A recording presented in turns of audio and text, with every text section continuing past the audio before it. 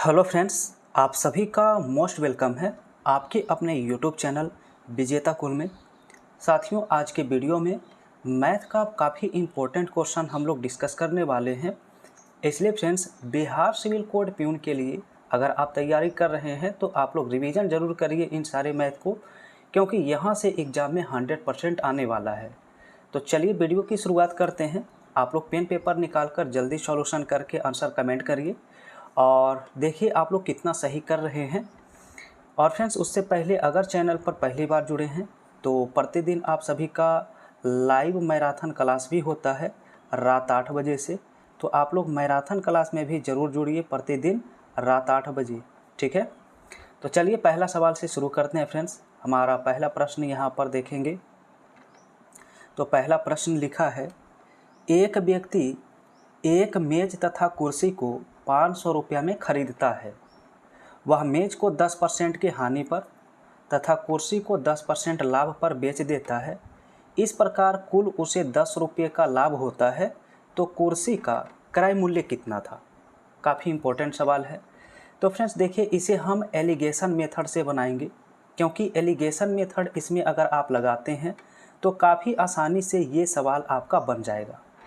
तो हम क्या करते हैं, एक तरफ रेशियो में मेज लिखेंगे और दूसरे तरफ कुर्सी लिखेंगे। कुर्सी को हमने के से डिनोट कर दिया है। तो मेज को जो है 10% के लॉस पर बेचा है। मेज को कितने परसेंट के लॉस पर, तो 10% के लॉस पर बेचा है। और कुर्सी को 10% के लाभ पर, तो 10% के प्रॉफिट पर जो है 10% के प्रॉफिट पर कुर्सी को बेचा है। इसके बाद ओवरऑल हमें परसेंटेज वैल्यू निकालना है। ओवरऑल परसेंटेज वैल्यू निकालना है और एलिगेशन लगाना है। तो ओवरऑल हमारा परसेंटेज वैल्यू कैसे निकलेगा। तो फ्रेंड्स, क्वेश्चन में कहा है कि कुल लाभ, ओवरऑल जो प्रॉफिट होता है वो 10 रुपये का होता है। अगर पूरे पर 10 रुपये का लाभ है तो कितने पर ये 10 रुपये का प्रॉफिट हुआ है, तो 500 पर टोटल 10 रुपये का प्रॉफिट हुआ। यानी लिखना होगा बट्टा में 500। 10 रुपये का प्रॉफिट कितने से हुआ है, 500 से हुआ है। परसेंटेज वैल्यू निकालने के लिए 100 का हमें मल्टीप्लाई करना होगा। अब 2 जीरो से 2 जीरो कैंसिल आउट और 5 से 10 को काटेंगे, 2 बार में कट जाएगा। यानी हम कह सकते हैं कि ओवरऑल जो हमारा परसेंटेज वैल्यू आया है वो 2% का प्रॉफिट आया है। 2% का क्या आया है, प्रॉफिट आया है। तो यहाँ से हम बीच में इस तरह से 2% लिख देंगे और सबका हम क्या करेंगे, एलिगेशन निकाल लेंगे। तो बताइए इसका एलिगेशन अगर लगाते हैं तो उत्तर क्या आएगा, ठीक है। तो फ्रेंड्स यहाँ पर थोड़ा सा सही से लिख लेते हैं और एलिगेशन लगा के आप लोग बताइएगा, ठीक है। अब यहाँ से अगर इसका एलिगेशन लगाते हैं तो क्या आएगा। अब एक चीज़ ध्यान रखना होगा कि जो साइन अगर आपका प्लस और माइनस में हो तो डिफरेंस में ऐड होता है, और सेम साइन में क्या होता है, डिफरेंस घटता है। जैसे +10 और +2 इन दोनों का डिफरेंस करेंगे तो 8 आएगा, जबकि -10 और +2 इन दोनों का अगर आप डिफरेंस करेंगे तो 12 आएगा, प्लस का 12।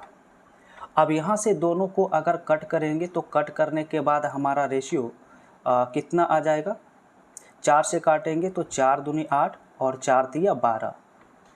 यानी मेज का जो कॉस्ट प्राइस है वो 2 का मल्टीपल में है और कुर्सी का जो कॉस्ट प्राइस है वो 3 के मल्टीपल में है। यानी कह सकते हैं हमारा आंसर वो हो सकता है कुर्सी का प्राइस जो 3 का मल्टीपल रहा हो। तो हम डायरेक्ट ऑप्शन में देखेंगे कौन सा ऐसा ऑप्शन है जो 3 का मल्टीपल है। तो ऑप्शन में ज़रा गौर फरमाइए कौन सा ऑप्शन सही होगा। तो 300 यहाँ पर बिल्कुल सही आंसर है, ए ऑप्शन। तो 300 जो है वो कुर्सी का क्या हो जाएगा, क्रय मूल्य। तो पहला ही ऑप्शन राइट हो गया है। बाकी कोई भी ऑप्शन ऐसा नहीं है जो 3 का मल्टीपल है। तो ऑप्शन ए इस सवाल का राइट आंसर है। चलिए आगे बढ़ते हैं फ्रेंड्स क्वेश्चन नंबर 2 में। दूसरा नंबर सवाल भी काफ़ी इंपॉर्टेंट है, बराबर पूछा जाता है।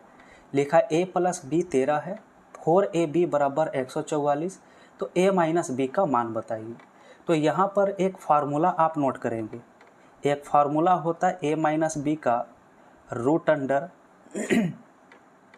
रूट अंडर ए प्लस बी का होल स्क्वायर होता है, ए प्लस बी का होल स्क्वायर और माइनस का 4ab। ये डायरेक्ट फार्मूला है। इसी फार्मूला पर हमें वैल्यू को पुट करना होगा, रखना होगा।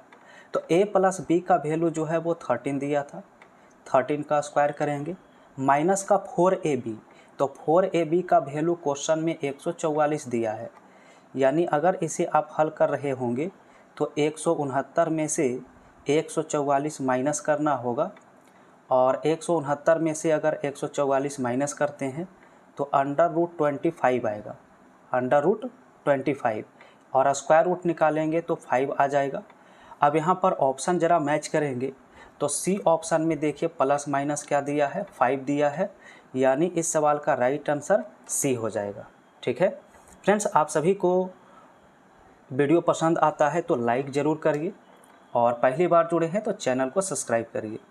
आइए अगला प्रश्न मिक्सचर और एलिगेशन का है। लिखा एक मिश्रण में अम्ल और पानी की मात्रा का अनुपात 1:3 है। 5 लीटर अम्ल और डाला जाता है तब अनुपात 1:2 होता है। नए मिश्रण में, देखिए नए मिश्रण में कुल मात्रा कितना लीटर है। हम डायरेक्ट इसे ऑप्शन से कर सकते हैं। अगर नया मिश्रण पूछा है तो नए मिश्रण में अम्ल और पानी का रेशियो 1:3 है। यानी हमारा आंसर वो हो सकता है जो 3 का मल्टीपल है, क्योंकि यहाँ पर 1 यूनिट और 2 यूनिट जोड़ेंगे तो टोटल मिक्सचर 3 यूनिट बनेगा। तो ऐसा ऑप्शन उठाना है जो 3 का मल्टीपल है। तो पहला ऑप्शन तो कभी नहीं बनेगा, क्योंकि 32 3 का मल्टीपल नहीं होता। ना ही बी ऑप्शन राइट होगा, 40 भी 3 का मल्टीपल नहीं है। सी ऑप्शन आंसर हो सकता है, क्योंकि 42 जो होता है 3 का मल्टीपल होता है। एंड डी ऑप्शन भी हो सकता है 45 भी। अब इन दोनों में हमें सही ऑप्शन चयन करना है कि आखिर इन दोनों में सही क्या होगा। तो अब एक स्टेप और हम सॉल्व करेंगे, जो फर्स्ट रेशियो है। देखिए पहला रेशियो जो है वो 1 यूनिट और 3 यूनिट, टोटल 4 यूनिट है। यानी क्वेश्चन में अगर 5 लीटर जो अम्ल डाला गया था, इस 5 लीटर को अगर हम माइनस कर दें तो हमारा कितना का मल्टीपल होना चाहिए, 4 का मल्टीपल। तो कौन सा ऐसा ऑप्शन है जिसमें 5 लीटर अगर घटा दे तो 4 का मल्टीपल बन जाएगा। 42 में से 5 माइनस करेंगे तो 37 होगा। 37 कभी भी 4 का मल्टीपल नहीं होगा। सी ऑप्शन गलत हो गया है। और डी ऑप्शन में 45 में 5 घटाएंगे तो 40 होगा। 40 4 का मल्टीपल है। करेक्ट आंसर डी हो जाएगा। ठीक है, तो ये तो हो गया डायरेक्ट मेथड से। हालांकि इसका प्रोसेस भी बता चुके हैं।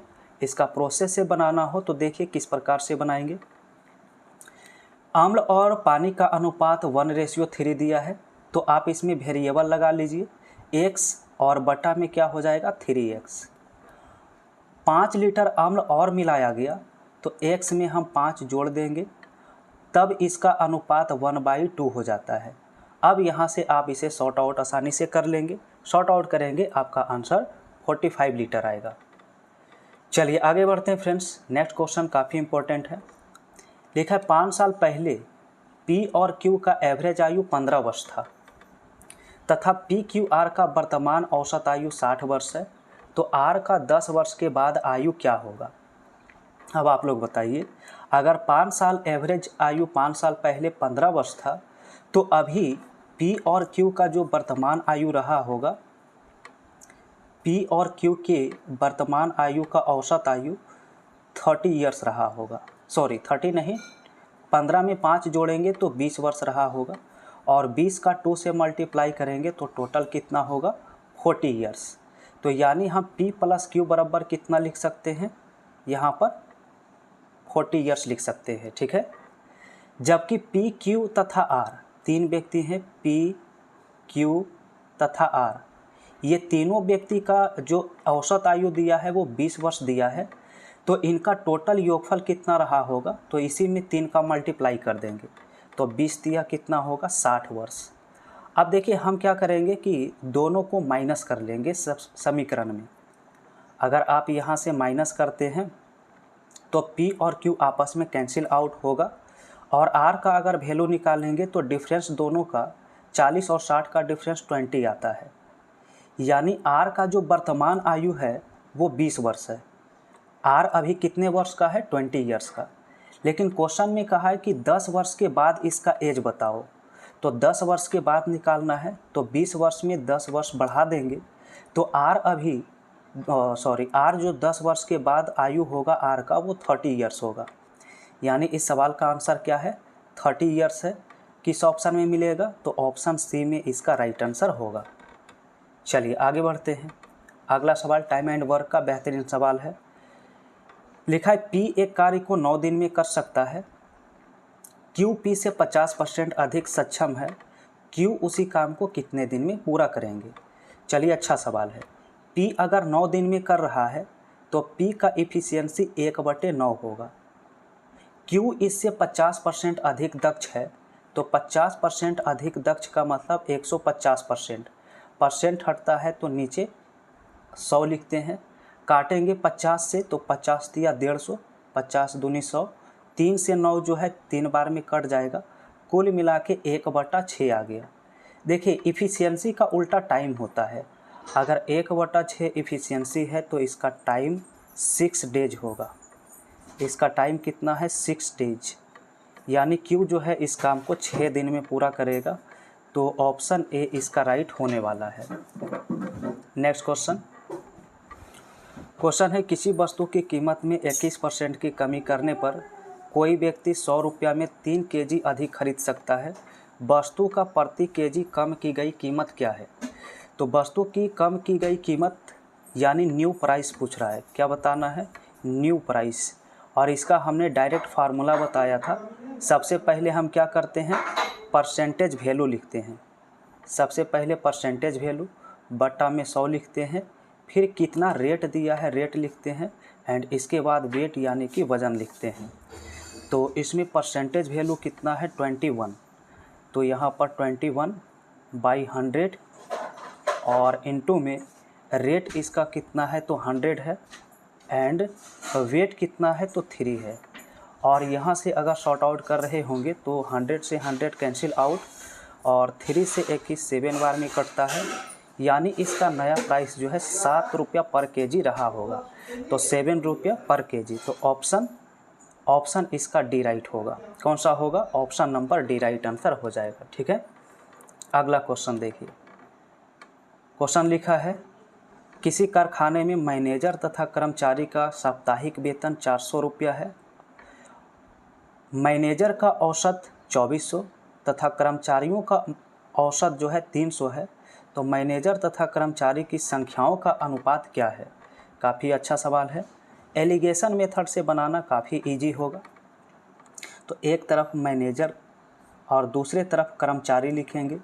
मैनेजर का जो औसत दिया था वो 2400 दिया था, तो मैनेजर के लिए 2400, जबकि कर्मचारियों का एवरेज 300 दिया है, 300 दिया है।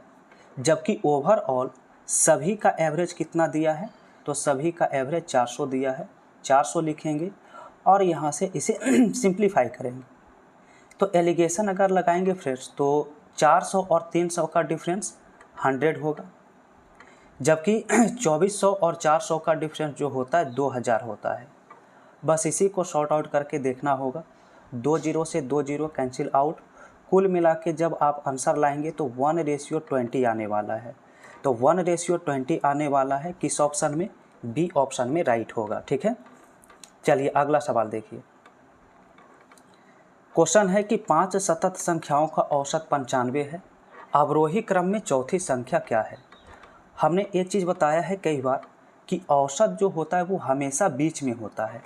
यानी अगर एवरेज 95 है तो इसके आगे 2 संख्याएं होंगी, तो इसका अगला ऑड नंबर 97 और 99 होगा। जबकि 95 के पहले जो है ऑड नंबर वो 93 होंगे और इससे पहले 91 होंगे। तो ये 5 ऑड नंबर हमने लिख दिया है। अब आपसे पूछा है अवरोही क्रम में घटते क्रम में चौथी संख्या। चलिए घटते क्रम में चलते हैं।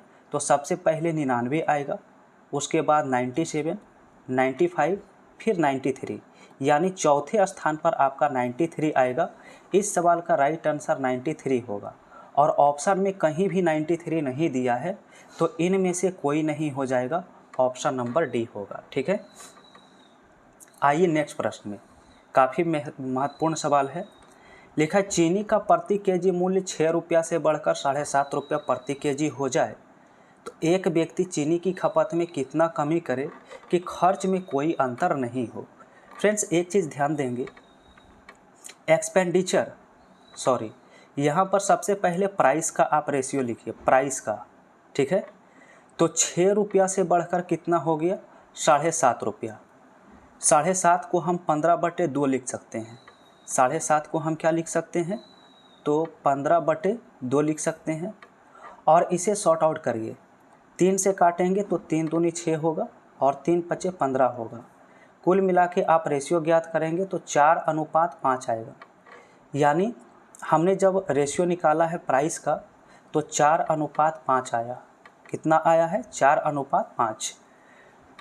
अब यहाँ पर प्राइस का उल्टा कंजम्पशन होगा खपत होगा, मूल्य का उल्टा खपत होता है, तो खपत का रेशियो 5:4 आ जाएगा, 5:4।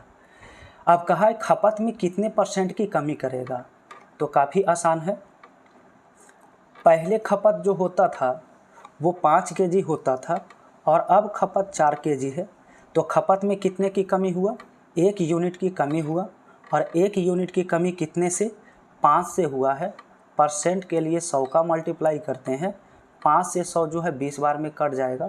20% की कमी करनी होगी, तो 20% इस सवाल का राइट आंसर होगा किस ऑप्शन में, तो ऑप्शन नंबर बी में। तो नेक्स्ट क्वेश्चन फ्रेंड्स यहाँ पर आ चुका है टाइम एंड वर्क का। लिखा है कुछ बढ़ई ने 9 दिन में काम करने का वचन दिया, उनमें से 5 अनुपस्थित थे, शेष आदमी ने काम को 12 दिन में किया, बढ़ई की मूल संख्या बताइए। तो फ्रेंड्स हम अपने तरफ से एज्यूम करते हैं कि बढ़ई की जो मूल संख्या था वो x था और इन्होंने 9 दिन में काम पूरा करने का निर्णय लिया था, तो x गुने 9 करेंगे, इक्वल करेंगे। लेकिन कंडीशन ये हुआ कि 5 जो बढ़ई थे वो अनुपस्थित हो गए, यानी टोटल अगर x था तो 5 इसमें अनुपस्थित थे, तो x - 5 लिखना होगा। और इन्होंने काम को 12 दिन में पूरा किया, तो इंटू में 12 करना होगा और x का वैल्यू निकालना होगा क्या आता है। चलिए यहाँ से अगर आप सॉल्व करते हैं तो 9x लिखना होगा, इक्वल में 12x और माइनस का कितना हो जाएगा, 60 हो जाएगा। तो 12 में से 9 घटाएंगे तो 3x होगा, 3x होगा और इक्वल में कितना होगा, 60 होगा। अगर 3 से इसे काटते हैं 60 को तो 20 बार में कट जाएगा, तो x का वैल्यू कितना है, 20 है। यानी मूल बढ़ई की संख्या इसमें कितना था, तो 20 था। Option number B correct answer होगा। ठीक है, चलिए अगला सवाल फ्रेंड्स, प्रॉफिट एंड लॉस का बेहतरीन सवाल है। लिखा एक दुकानदार 1 रुपया में 5 नींबू बेचकर 40% का प्रॉफिट कमाया, तो नींबू कितने 1 रुपया में कितने खरीदा। सिंपल सवाल है, 1 रुपया में 5 बेचा, 1 रुपया में 5 बेचा तो प्रॉफिट कितने का हुआ, 40% का। तो क्रय मूल्य पूछा है, तो फ्रेंड्स क्रय मूल्य पूछा जाएगा तो 100 को ऊपर लिखेंगे और 40% प्रॉफिट जो है उसको नीचे लिखेंगे इस प्रकार से, और फाइनल आंसर आसानी से ज्ञात कर लेंगे। चलिए काटते हैं, तो 1 0 से 1 0 कैंसिल आउट, 5 से 10 को काटेंगे 2 बार में कटेगा और 2 से 14 7 बार में कटेगा। कुल मिला के 1/7 आया, यानी 1 रुपया में 7 खरीदेगा। 1 रुपया में कितना खरीदेगा, 7 नींबू खरीदेगा। Option number B correct answer है। ठीक है, चलिए नेक्स्ट प्रश्न फ्रेंड्स यहाँ पर इम्पोर्टेंट क्वेश्चन दिया है। लिखा n एक धन पूर्णांक है, तो x के पावर n प्लस a के पावर n पूर्णतः x माइनस a से विभक्त होगा, तो कौन से मान के लिए सही होगा। चलिए अगर ये आपका x माइनस a से पूर्णतः विभक्त है तो हम कह सकते हैं कि x माइनस a का वैल्यू जो है वो 0 के बराबर होगा। तो x का वैल्यू हम अगर ज्ञात करें तो x का वैल्यू a के बराबर होगा। अगर x का वैल्यू a के बराबर है तो यहाँ से अगर आप इसमें वैल्यू रखते हैं x के स्थान पर a, तो a का पावर n होगा, प्लस में a का पावर n रहेगा, यानी ये आपका वैल्यू है 2 के पावर n। अब यहाँ पर फ्रेंड्स ये वैल्यू आपका कभी भी 0 नहीं हो सकता है, एन का वैल्यू या ए का वैल्यू आप धनात्मक रखेंगे तो ए का इसका वैल्यू कभी भी शून्य नहीं आ सकता। तो हम कर सकते हैं ऑप्शन नंबर डी राइट इसका आंसर। ऑप्शन नंबर डी होगा एन के किसी भी मान के लिए नहीं। उत्तर क्या होगा कि एन के किसी भी मान के लिए नहीं होगा। ठीक है, अब आज का अंतिम प्रश्न है, इसका आंसर आप लोगों को कमेंट में बताना है, क्योंकि ऐसा सवाल हम कई बार डिस्कस कर चुके हैं। तो फ्रेंड्स यहाँ पर इतना इंडिकेट कर दें, ए का वैल्यू 3 होगा, बी का वैल्यू 4 होगा और सी का वैल्यू 7 होगा। यहाँ पर ए बी सी का वैल्यू रखना है और फाइनल आंसर आप सभी को कमेंट करके बताना है कमेंट बॉक्स में कौन सा ऑप्शन राइट होगा। फटाफट कमेंट करिए। ठीक है, तो फ्रेंड्स आप सभी को ये वीडियो कैसा लगा है कमेंट में ज़रूर बताइए। और आप लोग इसी तरह का वीडियो अगर कंटिन्यू चाहते हैं, लगातार चाहते हैं इम्पोर्टेंट प्रश्न का वीडियो, तो आप लोग कमेंट में एस ज़रूर लिखें, क्योंकि आपके कमेंट के आधार पर ही आगे हम इसे अच्छे से और कंटिन्यू कर पाएंगे। तो फटाफट आप लोग एस ज़रूर कमेंट कर दीजिए। और वीडियो पसंद आया हो तो लाइक करिए, पहली बार जुड़े हैं तो चैनल को सब्सक्राइब करिए। और प्रतिदिन लाइव क्लास भी हो रहा है आप सभी का, रात 8 बजे से ज़रूर जुड़िए, जहां पर फुल मॉक टेस्ट आपका डिस्कस होता है।